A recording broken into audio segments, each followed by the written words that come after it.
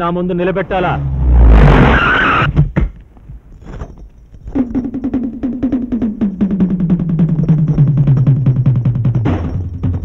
ఎక్కడ రా తిరుగాడు? ఎక్కడ రా?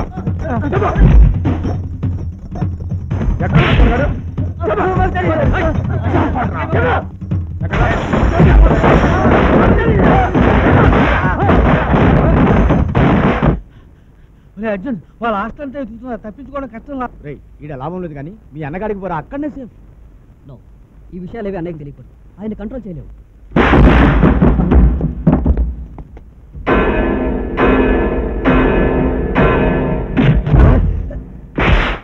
అన్నం తింటున్నావా గడ్డి తిన్నావా బేకు? మంచి కుర్రాడు మాట్లాడని తీసుకురని చెప్పిన కదరా, ఏం చేసినవరో నువ్వు? నీ ముఖంలో నా కలర్ కనిపిస్తాందిరా, అందుకే ఇడ్సబెట్టిన. 20 ఏళ్ల కింద అదే కాలేజీలో నా సీనియర్ లీడర్ని పొడిచిన, బడే కలర్ క్రియేట్ చేసిన. నువ్వు నా లెక్క పేరు తెచ్చుకోవాలని ఆశీర్వాదం చేస్తున్నా. జితేరావు బేట, బాబ్జీ గారిని పిలు. రేయ్ బాబ్జీ, ఏందిరా చిన్నదాని కింద పరీక్షాన్ అవుతావు? ఇప్పటిదాకా ఉన్న గొడవలు మర్చిపోండి. రష్యాలకి ఈడిపోబాకండి. వెస్ట్ జర్మనీ ఈస్ట్ జర్మనీ లెక్కనే కలిసి ఉండండి. అయినా నీకు ఈ సంవత్సరం కాలేజీ లాస్ట్ కదా, నువ్వు వెళ్ళిపోతావు కదా. నీ తర్వాత లీడర్ కావాలి కదా, అది వీడిని చేద్దాం. నీకున్న అనుభవం అంతా వీనికి ఇద్దరు కలిసి కాలేజీలో కొత్త కలర్ తీసుకురండి.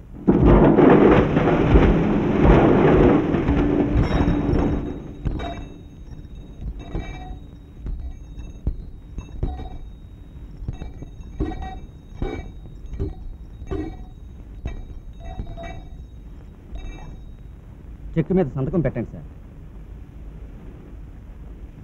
ఒక పాటగాడు ఉత్తరం రాశాడు సార్. ఏమనే? మీ వానర గారు బట్టలు ఆదేశుకుంటారేంటి, ఆయన గజ్జి తావర్లని మొదలగు వ్యాధులు ఏమైనా ఉన్నాయా అని. ఈ తలపాగా మా అమ్మ చీర, ఆమె జ్ఞాపకార్థం నెత్తి మీద పెట్టుకున్నాను. ఈ సొక్క మా అయ్య అప్పట్లో వాడిన లేటెస్ట్ ఫ్యాషను, ఆయన జ్ఞాపకార్థం కంటిన్యూ చేస్తున్నాను. ఈ గోసి మా తాత ఏసీ ఎఫెక్ట్ కోసం పెట్టుకున్నది, అదే ఎఫెక్ట్ కోసం నేను కంటిన్యూ చేస్తున్నాను.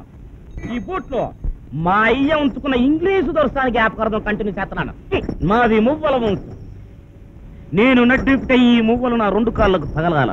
ఒంటి కాళ్ళకు తగిలితే పుస్తకం ఆ రోజు నేనే పని తలపెట్టను. రాసుకో. ఏమి రాసుకోవడమో ఏమో. ఇదిగో ఏకాంబరం, ఇంతకన్నా ముందు మనం చేసుకున్న పనే బాగుందేమో. బాయిలో పూడికల్లి ఎత్తా, నూతలో మట్టి తీస్తావండి, మట్టి తీస్తావా? పడి ఓటగడ్డ వచ్చిన పూడికలు తీస్తావండి, పూడికలు వంకర ఎత్తా, అంచున ఆసును తీస్తాం. చెమ్ములు పడ్డా, చెంచాలు పడ్డా, ఉంగరాలు పడ్డా, ఉంగరాలు పడ్డా ఇస్తామంటే పూడికలు పూడికలు తీస్తాం. లోతును బట్టి మేము అడుగుతాం, దిగాక తీతను బట్టి మీరు ఆకలేస్తుంది. రాత్రితో ముద్దుంటే ఏంటి తల్లి? అమ్మా ఆ విశ్వాసంతో అప్పటి నుంచి నిన్ను నా దగ్గర ఉంచుకున్నాను కదా.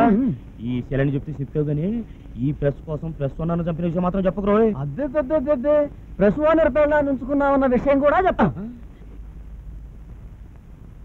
నువ్వు హోమ్ మినిస్టర్ కాదు? అరే, ఏదో పేపర్లో నువ్వు జేబులు కత్తిరిస్తున్నట్టు చూశాను కదా. కాదండి బాబు, నేను బ్రిడ్జి ఓపెనింగ్ కి రిబ్బన్ కట్ చేయడానికి వెళ్ళినా. ఆ జోక్ చేసినా. నేను ఎక్సైజ్ మినిస్టర్. తెలుసు, నువ్వు సుబ్బయించుకున్న దాని కొడుకు కదా. మేము మామని చంపినకి చాలా పరిశాన్ అయినా. నాకు తెలవని చెప్తా, మీకు తెలుసు కదా నేను మాజీ సీఎంని. నన్ను పడగొట్టి ఆ లలితాదేవి సీఎం అయింది. లలితాదేవి పడగొట్టిదేంది? పైనుంచి పార్టీ పెద్దోళ్ళొచ్చి పడగొట్టిండ్రు. 10వ పరకో తింటే పర్లేదు కానీ కోట్లు తింటేట్లా? ఆ లలితాదేవికి మస్తుగా జనంలో సపోర్టింగ్ కలర్ ఉంది. హలో, మూమెంట్ పూర్తయిందా? యాక్సిడెంట్ కలర్ ఇవ్వండి, బాడీని పోస్ట్ మార్టంకి పోనీయదు. ఏంది మర్డర్ కేసా రిగ్గింగా? ఏం లేదండి, రాజకీయంగా ఎలక్షన్లకి ఇంకా 2 సంవత్సరాలు ఉంది. 6 నెలల్లో లలితాదేవి గారి గవర్నమెంట్ పడగొట్టి హోమ్ మినిస్టర్ గారిని సీఎం చేయాలి. ఇప్పుడు ఆవిడ ఢిల్లీ వెళ్ళింది, వస్తూనే సారా తీసేస్తుందండి. మాకే కాదు, మీకు కూడా దాని నుంచి సారా ఎఫెక్ట్ ఉంది. ఎందుకంటే ఎక్కువ సారా పాటలు పాడేది మీరే గనక. అందుకని ఏదో ఉద్యమాన్ని లేపే ఆ గవర్నమెంట్ని 6 నెలల్లో పడగొట్టాల. ఎంత పేమెంటైనా మేము రెడీ. పొలిటికల్ వాళ్ళతో పెద్ద పరిశాదిగా ఉంది.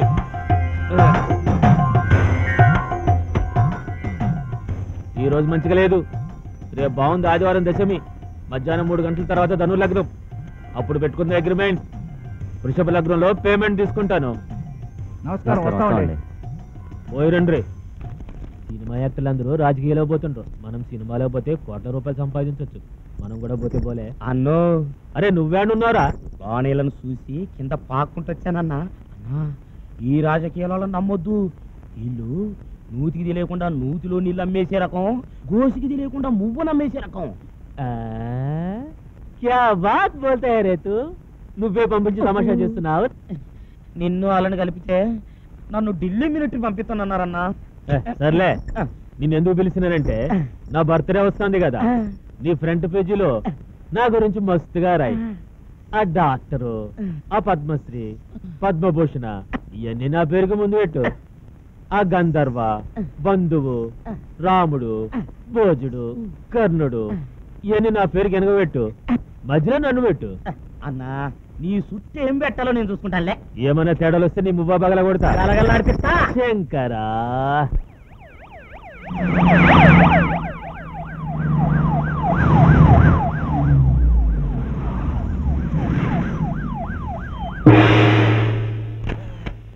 Good morning to everybody. నేను ముఖ్యమంత్రిని అయ్యాక మొదటిసారిగా పాత్రికేయులు కలుస్తున్నాను. చాలా సంతోషం. రాష్ట్రాన్ని గురించి, నా గురించి ఏం ప్రశ్నలు అడుగుతారో నిర్భయంగా అడగండి. ఈ రాష్ట్రానికి చిన్నగా చెప్పండి. నాకు గట్టిగా మాట్లాడటం అలవాటండి. చెప్పండి. ఈ రాష్ట్రానికి మీరు తొలి మహిళా ముఖ్యమంత్రి కదా, మీరు ఎలా ఫీల్ అవుతున్నారు?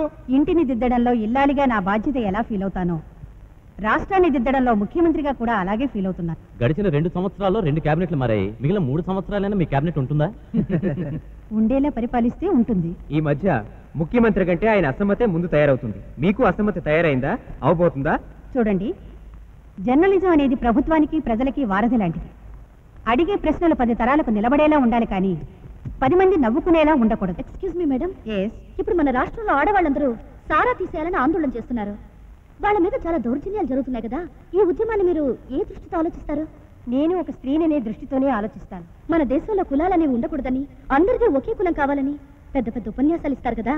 మరి ఈ రోజు మన రాష్ట్రంలో ఏ కాన్వెంట్కి వెళ్ళినా కులం పేరు చెబితే గానీ పిల్లలకి సీట్లు ఇవ్వడం లేదు. కులాల పేరు చెప్పి హాస్టల్స్ కడుతున్నారు, స్కూల్స్ కడుతున్నారు, కళ్యాణ మండపాలు కడుతున్నారు. మీ కేబినెట్ నుంచి కాన్వెంట్ వరకు మొత్తం కులాల మీద నడుస్తుంది. దీనికి మీ సమాధానం ఏమిటి? మంచి ప్రశ్న అడిగావు, కానీ దేవుళ్లే మతాలు, కులాలు పెట్టుకు పుట్టిన ఈ సృష్టిలో ఇది ఎప్పటికీ జవాబు లేని ప్రశ్న. మీరు ఢిల్లీ ఎందుకు వెళ్ళారు మేడం? మంత్రివర్గ విస్తరణ కోసం మాత్రం కాదు, మన రాష్ట్రానికి కావాల్సిన నిధులు అడగడానికి వెళ్ళారు. ఇప్పుడు మీ పరిపాలన రాష్ట్రాన్ని బాగు చేయడం కోసమా, వచ్చే ఎలక్షన్ ఓట్ల కోసమా? ఓట్ల కోసం తప్పడడుగులు వేసే నాయకులు నా దృష్టిలో వడ్డించిన విస్తర మీద నించుని రేపొచ్చే వర్షం కోసం ఎదురు చూసేవారు. అలాంటి రాజకీయాన్ని నేను సమర్థించను. నాకు చేతనైతే మంచి చేస్తాను, గాని రేపటి ఓటు కోసం ఎంగిలాకులు నాకే కుక్కల్ని మాత్రం ఆదర్శంగా తీసుకోను. మీరు ఒక ఎలిమెంటరీ స్కూల్ టీచర్ భార్య కదా. మీ సోషల్ సర్వీస్, మీ నాన్నగారి స్వతంత్ర పోరాటం మిమ్మల్ని ఒక మంచి నాయకురాలిగా చేసి ఈ రోజు సీఎంని కూడా చేశారు. కానీ మీ వారిని మీరు ఇంకా ఎలిమెంటరీ స్కూల్ టీచర్ గానే ఉంచడం మీ సింప్లిసిటీ ప్రజల ముందు ప్రచారం చేసుకోవడం కోసమని కొందరు అంటున్నారు. దీని గురించి మీ వారేం బాధపడడం లేదా? ఏమై, నేను అలా ఫీల్ అవటం లేదు. ఎలిమెంటరీ స్కూల్ టీచర్ భార్యగా నువ్వు సీఎం అయ్యావు, కానీ సీఎం భర్తగా నేను టీచర్ని కాలేదు. నేను బాధపడేది ఒక్కదానికి, నా విద్యార్థులు తప్పు చేసినప్పుడు, పరీక్షలో తప్పినప్పుడు. ఆ విద్యార్థుల్లో కలెక్టర్లు ఉండొచ్చు, సీఎంలు ఉండొచ్చు, రాష్ట్రపతులు ఉండొచ్చు. గాంధీ గారు లాంటి వారే 2 ఆడపిల్లలను ఆసరాగా తీసుకుని నడిచినందుకే తప్పు పట్టిన లోకం ఇది. దాన్ని నువ్వు పట్టించుకోకు. అధికారంలో ఉన్న వాళ్ళు మెంటల్గానూ ఉండకూడదు, సెంటిమెంటల్గానూ ఉండకూడదు. నీతి తప్పన నిరంకుశంగా ఉండాలి. నా భార్య ఎంత సీఎం అయినా ఈ ఎలిమెంటరీ స్కూల్ టీచర్ జీతంతోనే అన్నం తింటుంది. అదే ఆవిడ గొప్పతనం. ఆ జీతాలు సరైన టైంకి రావటం లేదు. 1వ తేదీకి వచ్చేలా చూడండి. ఇంట్లో ఇబ్బందిగా ఉంది. త్వరగా కానివ్వండి, మీ క్యాబినెట్ మీటింగ్ ఉంది. పేపర్ అంతా ముక్కా గారి గురించి ఎలా అదిరిపోయిందో. ఒక వ్యక్తి ఇంత పాపులారిటీ సంపాదించడం చాలా గొప్ప విషయం. అలాంటి వ్యక్తి మన లీడర్ అయినందుకు మనం గర్వించాలి. ఓకే, కొంచెం ఎక్కువగా రాశారు. ఏమీ లేనోళ్ళే వెర్రాతలు రాసుకుంటుంటే ఏమీ లేదు, కానీ ఈయన గురించి ఈ మాత్రం రాస్తే తప్పేం లేదు. అఫ్కోర్స్ వ్యక్తిని నమ్మాలి, కానీ వ్యక్తి మీద ఆధారపడకూడదు. మన ప్రయత్నం మనం చేయాలి. ఒప్పులు కపాలియా నీకు 4 కళ్ళ? అవును, అందుకే అంత అందంగా ఉన్నావు. ఓ కొత్త పరి, ఘనత్వంతో మాట్లాడకు. అందమంతా కనపడకుండా గతమైతుంది. పో. అమ్మా ఒలే చోట, నీకెన్ని చాలా చెప్తాను రా, ఎక్కడైనా నెట్టను కానీ బ్యూటీ ముందు నెట్టవద్దని. వచ్చే జన్మంతో ఉంటే నువ్వు నైజాంలో లత్తోలుగా పడతావులా? ఇలా రావయ్యా. చెంతకులాలా చూసుకున్నా, సినిమా చెంతకులాలా చూసుకుందా? అది కాదు గురువు గారు, ఇప్పటికే 40 నవ్వులు చలగొట్టాడు. మా తాడితే నత్తి నాగన్న అంటాడు. రే, నేను నత్తి నాగన్న అయితే నువ్వు నత్తి లేని నాగన్నోలా? ఓయ్ పిచ్చివాడా, నత్తి మహాదృష్టమయ్యా. సట్టి ముక్కువారు, బట్టతలవారు, ఎత్తు పళ్ళవారు, నత్తివారు, బ్రతుకులోన ఎప్పుడు భాగ్యశాలులవును గురుని కాదటన్న గుండుచున్నా అని ఎవరన్నారు గురువుగారు? మా గురువు గారు. ఆయన చెప్పుచ్చుకొని నాగన్న కొట్టాలి.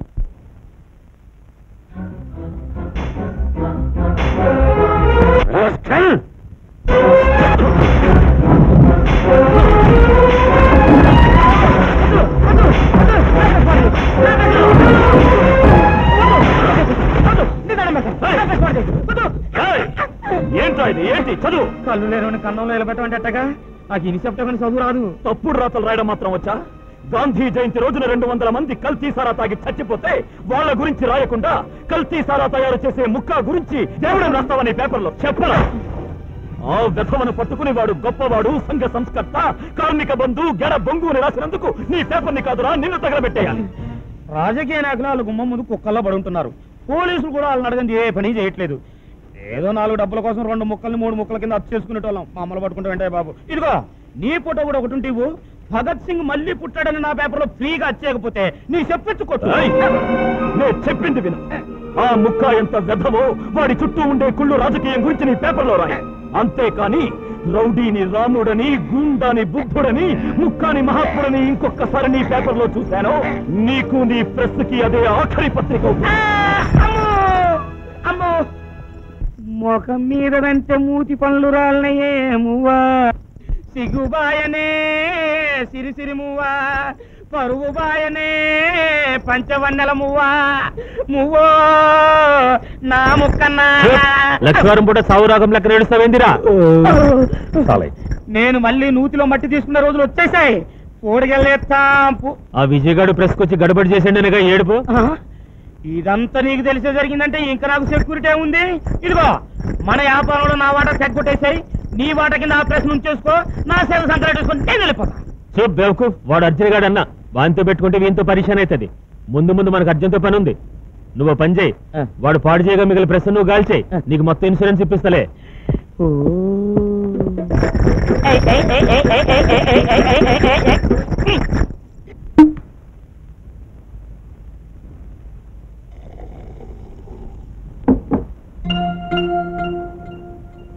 ఎవరు?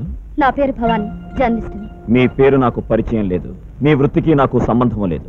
ఇక్కడికి ఎందుకు వచ్చారు? మీకే సంబంధం ఉందని నిన్న ప్రెస్ మీద ఎడిటర్ మీద దౌర్జన్యం చేశారు. ధర్మదేవతకు జీవిత ఖైదు, న్యాయ దేవతకు ఉరిశిక్ష వేసిన సమాజం ఇది. దీనికి కావలసింది శాంతి వచనాలు కాదు, శస్త్రచికిత్స. మనకు వాక్ స్వతంత్రం ఉంది, పత్రికా స్వతంత్రం ఉంది. అసలు మనకు స్వతంత్రం వచ్చిందని మీకు తెలుసా? అమాయక జెండాను గాలి కుదిలేసి చిన్నపిల్లలకు చాక్లెట్లు పంచి పెడతారు ఆ రోజేగా. చీకట్లో స్వాతంత్రం వచ్చింది దేశానికి కాదు, దేశాన్ని దోచుకునే వారికి. గూండాని గూండాని రాయడం పత్రికా స్వాతంత్రం కానీ జాతీయ నాయకుడిని రాయడం కాదు. రాస్తాం. మా పత్రికకు పొలిటీషియన్ సపోర్ట్ ఉంది, గూండాల సపోర్ట్ ఉంది. నువ్వు ఒక్కడిగా ఏం చేయగలవు? తెగ నరికి ఏదైనా చేస్తాను. ఇప్పుడు నువ్వు తాగుతున్నావు, నువ్వు దౌర్జన్యం చేస్తున్నావు. చట్టం నీదే అనుకుంటున్నావు. ఒకరిని అడిగే హక్కు నీకెక్కడుంది? నేను అంతరాత్మ రెచ్చగొట్టిన గూండాని. నాలో కొన ఊపిరిగా మిగిలిన న్యాయం, ధర్మం అగ్నిపర్వతమై బద్దలవకూడదని తాగుతున్నాను. ఓడిపోయిన చట్టాన్ని చూసి నేనే చట్టమయ్యాను. నన్ను అడిగే హక్కు ఎవరికీ లేదు. తెలియంది అడిగే హక్కు ప్రతి వారికి ఉంది. చెప్పలేకపోవడం నీ పిరికితనం. నా పిరికితనం కాదు, ఈ వ్యవస్థ అనాగరికం. కమాన్, వచ్చి చూడండి. ఇది ఒక sincere police officer personal room, ఒకప్పటి పర్సనల్ రూమ్.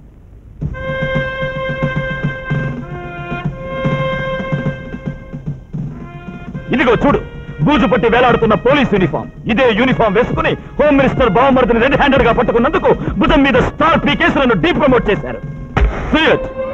తాగి ఎయిర్పోర్ట్ లో ఎయిర్ హోస్టెస్ చెయ్యి పట్టుకుని అల్లరి చేసిన సారా కాంట్రాక్టర్ ని ఈ లాఠీ విరిగేదాకా ఉతికినందుకు 1 సంవత్సరంలో 7 చోట్లకు ట్రాన్స్ఫర్ చేశారు. ఒక్క పోలీస్ కూడా రానంటే నేనొక్కడిని అడవికెళ్లి టెర్రరిస్ట్ ప్రకాష్ని పట్టుకున్నందుకు ఆ గుండా బుల్లెట్ నా భుజంలో దిగింది. నాకు రావాల్సిన అవార్డు పై ఆఫీసర్కి వెళ్ళింది. ఇదే బూటుతో దిక్కులేని స్త్రీలు చేరిన ఒక అనాథాశ్రమాన్ని వ్యభిచార గృహంగా మార్చడానికి ట్రై చేసిన వెల్ఫేర్ ఆఫీసర్ని అరెస్ట్ చేసి ఇదే పోలీస్ బూటుతో తన్నుకుంటూ తీసుకెళ్లాను. నన్ను లోపల పెట్టి నువ్వు గొప్పవాడనుకుంటున్నావా? నా జాతకంతో ముడిపడి చాలా మంది జాతకాలు ఉన్నాయి. వాళ్ళు నన్ను లోపల ఉండనివ్వరు, బయటికి తీసుకొస్తారు. నా చొక్కా చెమట ఆరేలోగా బయటకు వస్తాను. వీళ్ళ హాస్టల్కి వెళ్ళి ఒక అమ్మాయిని తీసుకెళ్లబోతుంటే ఇతను అడ్డుపడినందుకు ఇతన్ని కొట్టి తీసుకొచ్చి సెల్లో పడేశావంట. 10 లక్షలు లంచం అడిగావంట. అలా చేస్తే ఎన్నోసార్లు చెప్పాను సార్. ఒకసారి నన్ను కూడా రమ్మన్నాడు. స్టేషన్లో తాగుతున్నాడు. నీ వల్ల పోలీస్ డిపార్ట్మెంట్కి ఇన్సల్ట్ అయ్యా. నిన్ను పోస్ట్ నుంచి డిస్మిస్ చేస్తున్నారు. నన్ను ఎందుకు డిస్మిస్ చేస్తున్నారు? ఎందుకో చెప్పాల్సిన అవసరం మాకు లేదు. This is an order from ministry. ఆయనకు సారీ చెప్పండి. I won't tell sorry. Take your decoration. I'm sorry. మీ వ్యక్తిత్వం వెనక ఇంత వ్యతుందని నేను అనుకోలేదు. మా అన్నయ్య కూడా మీలాగే చాలా సిన్సియర్ అండ్ ఎక్సైజ్ ఇన్స్పెక్టర్. నెల క్రితం ఈ ఊర్లోనే మర్డర్ చేశారు. అది ఆ ముక్క మనుషులు చేశారని నాకు తెలుసు. కానీ ఎలా నిరూపించగలను? వాడికి పొలిటికల్ బ్యాక్గ్రౌండ్ ఉందే. How can I prove? మీరు దేనికి భయపడాల్సిన పని లేదు. మీకేం తెలిసినా నిర్భయంగా మీ పత్రికలో రాయండి. నేనున్నాను. నేనిప్పుడు పోలీస్ మనిషిని కాకపోవచ్చు, కానీ మనిషిగా ఎప్పుడూ పోలీసునే. Carry on. చీకటి వ్యాపారాల వివరాలు. సారా కాంట్రాక్టర్లకు, గుండా రాజకీయాలకు వెన్నెముక ముక్క. ఎక్సైజ్ ఇన్స్పెక్టర్ హత్య వెనుక ముక్క హస్తం.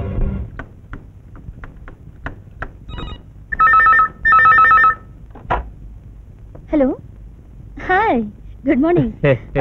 శంకరా, పరుపు చాలా మెత్తగా ఉందిరా.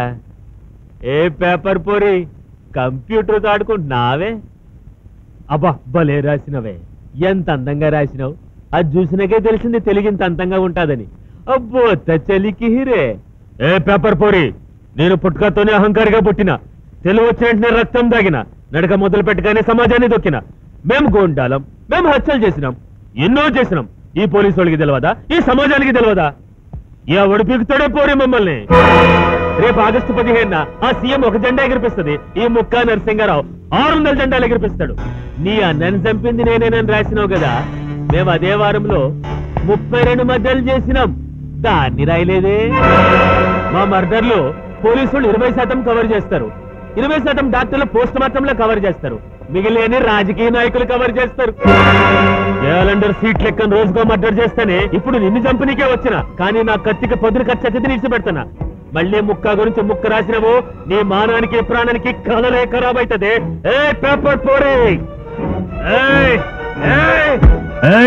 Last warning. రాష్ట్రంలో సారాపై చాలా గొడవలు జరుగుతున్నాయి. ఈ సారా ఉండడానికి వీల్లేదని స్త్రీలు మేధావులు చెప్తున్నారు. నేను కూడా అదే మంచిదే అనుకుంటున్నాను. దీనిపై కేబినెట్ నిర్ణయం కనుక్కుందామని ఈ సమావేశం ఏర్పాటు చేశాను. ఈ సారా కాంట్రాక్ట్ వల్ల మన గవర్నమెంట్ కి 800 కోట్ల పైగా ఆదాయం వస్తుంది. ఇప్పుడు ఇది తీసేస్తే మన గవర్నమెంట్ ఖజానా ఖాళీ. జీతాలు ఎక్కడి నుంచి ఇస్తాం? ఫస్ట్ తారీఖు నాడే గవర్నమెంట్ పడిపోతుంది. ప్రభుత్వం ఖజానా నిండడం కోసం ప్రజలకు విషం అమ్ముతామా? మేడం, ఇది తీసేయమని నడిచే మేధావులో 100కి 99 మంది తాగేవాళ్ళు. ఆ ఒక్కడు కూడా ఆరోగ్యం బావకు మానేశారు. సిగరెట్ ప్యాకెట్ మీద పొగ తాగడం ఆరోగ్యానికి హానికరం అని ప్రింట్ చేసి అమ్మడంలే. అట్టాగే మన సారా ప్యాకెట్ల మీద ఇది విషం, తాగితే పోతారు, జాగ్రత్త సీఎం అని ప్రింట్ చేసి అమ్మితే పోలే. మన తప్పు ఉండదు, తాగే వాళ్ళకి గొడవ ఉండదు. ఏమిటండి మీరు మాట్లాడేది? దీని మీద నేను ఒక నిర్ణయానికి వచ్చాను. మీరు నిర్ణయం తీసుకున్న తర్వాత మేము మాట్లాడేదే ఉండదు మేడం. మేము ఒక పాలసీ పెట్టాలనుకున్నాం. అదేదో బ్రదర్ డీటెయిల్గా చెప్పేసి. మేడం, మీరు సారా తీసేయడం వల్ల వచ్చే నష్టాన్ని భర్తీ చేయడం కోసం మేము కొన్ని ప్రపోజల్స్ ఆలోచించాం. అందులో ఒకటి మెడికల్ కాలేజీలను ప్రైవేట్ వాళ్ళకి ఇవ్వడం. మన రాష్ట్రం నుండి చాలా మంది విద్యార్థులు ఇతర రాష్ట్రాలకు వెళ్లి డొనేషన్ కట్టి చదువుకుంటున్నారు. అలా కాకుండా మన రాష్ట్రంలోని మెడికల్ కాలేజీలను మన వాళ్ళకి అప్పగిస్తే, ప్రైవేట్ వాళ్ళకి అప్పగిస్తే అభివృద్ధి చేస్తారు. ఈ మెడికల్ కాలేజీలు ఏ ఎదవలకో ఇవ్వమని చెప్పడంలే. రత్నాలు లాంటి వాళ్ళని ఏడుకొని తీసుకొస్తా. అంత సమర్థులు గొప్ప వాళ్ళైతే తీసుకురండి, ఆలోచిస్తాను.